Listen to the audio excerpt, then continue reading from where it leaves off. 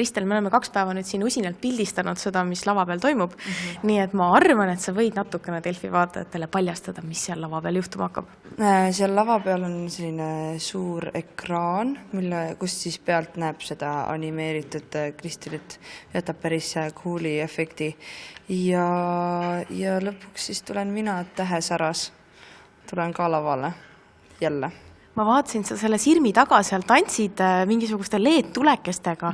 Et me kõik teame, oleme kuulnud, kuidas sündis see animatsioon. Et kas see on siis midagi sarnast, et ütleme sinu liigutuste järgi, mis sa siis seal teed, liigub siis ka see ilus tegelaskuju? Enam-vähem midagi sellist, jah.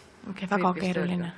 Väga keeruline. Nii, täna me salvestasime Delfi eelstuudiot Eesti Laulu teemalist, kus siis Koit Toome, Ott Lepland, Tanja Mihhailova, Birgit Sarrap rääkisid oma kogemustest ja esimene küsimus, mis nemad mulle esitasid, kui nad Delfisse jõudsid kohal, on see, kuidas Kristeli häälega lood on. Kuidas on? Küsin siis sult. Kuule, enam-vähem on okei. Praegu on see, et kuna mul on võtteperiood ka, siis on selline unepuudus, aga mul on juba niimoodi, et kui ma siit majast täna lahkun, siis enne, kui ma siia tagasi tulen, ei ole ühtegi, ma isegi ei mõtle selle peale, mis siin homme toimuma hakkab ja lähen koju magama ja puhkama ja tõmban endal unevõla tagasi. No, aga kui sa nüüd peaksid selle asja edukalt läbima niimoodi, et võidad, kas siis Padjaklubisse kirjutatakse sisse see, et saad Eurovisioonile?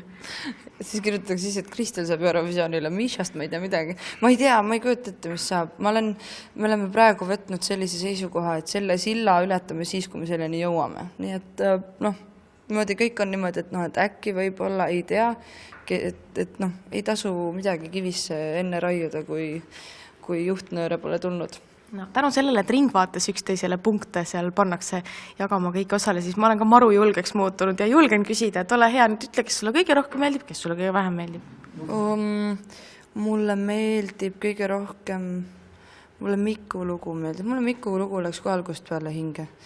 Aivar Eksperiment on väga hea. Jüri on väga hea.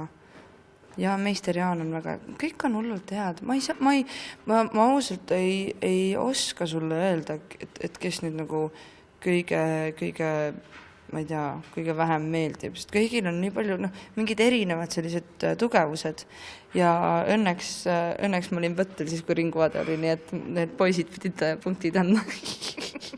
Kaval pea. Vedas sul. Aga kuna siin on kohal juba ka välismeediat, siis ütle, kas sul on õnnestunud anda mõnele välismaisele ajakirjanikule intervjuud juba? Ei ole, minust poolfinaalis oli üks, kellele ma natukene midagi rääkisin. Aga mida nad teada tahavad sinu käest kõige esimesena? Lihtsalt, mis tunne, sellised tavalised, tavaküsimused, nagu ei ole nagu midagi sellist, et kas sa verivorstiga sööd enne, kui sa lavale lähed. Ei, täitsa tavalised. Ma sellepärast lihtsalt küsin, et ma olen siin terve päev nendega koos veetnud ja nad teavad Padjaklubi näosaadet, absoluutselt kõik, et see on selles mõttes täitsa nagu põnev, et ära siis jalust rabatud saa, kui nad tulevad selliste küsimustega. Mis sa ise tahaksid Euroopale rääkida enda ja Eesti kohta? Ma ei tea, ma enda kohta väga, see ongi see, et nagu Eurovisioonile minnes ennast reklaamiks sellega, et laul on ja värki, aga eelkõige ikkagi ikka nagu Eesti eest võiks nagu minna, et ikka rohkem Eestist rääkida. Ja Eestist rääkides ma räägiks Saaremaast kindlasti.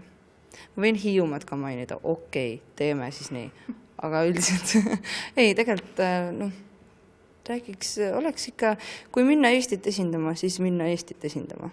Et see, ma arvan, oleks nagu eesmärk. Aga aitäh sulle ja palju edu. Aitäh sulle.